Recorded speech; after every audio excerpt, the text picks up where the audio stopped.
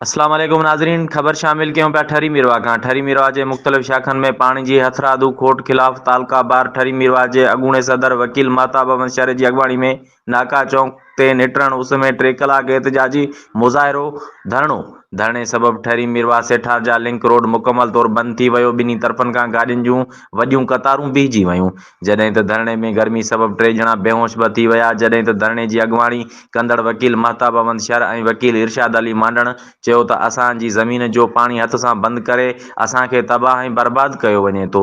पाणी न हुजण करे असां पोखाई बि न करे सघिया आहियूं। जेकॾहिं सुभाणे ताईं मीरवा जूं शाखूं न खोलियूं वयूं त सुभाणे SDO इरिगेशन ऑफिस जो घेराव कयो वेंदो।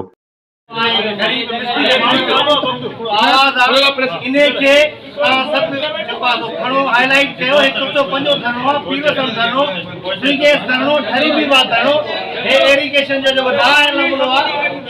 सिर्फ पांचे दलालन की मार्फत के मानून गरीबन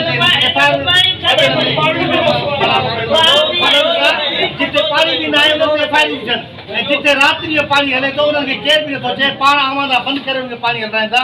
असां बेशुमार लानतुदा इन ते विझूं।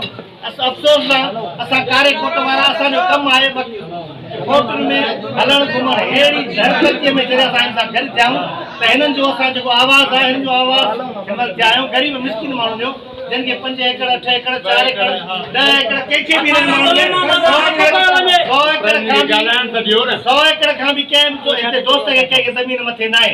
जिनके 500 एकड़ ज़मीन आहे 800 एकड़ ज़मीन आहे उहे घर वेठे पंहिंजो पाणी हलाइनि बि था, मर्ज़ी सां पंहिंजो पाणी भराइनि था। मां हिन एरिगेशन जे अमले खे जेको बि हिनमहिल वेठो आहे जेको SDO आहे एरिगेशन फोन खणण जे लाइ तयारु न आहे, असां हुनखे 10 दफ़ा कालू कयो त जेके दोस्त आहिनि वकील साहब उन्हनि जूं बनियूं आहिनि मुख़्तलिफ़ माण्हुनि जूं दाऊं आहिनि रड़ियूं आहिनि उन्हनि जे लाइ बि हो माण्हू ओपराइज करण जे लाइ तयारु न आहे।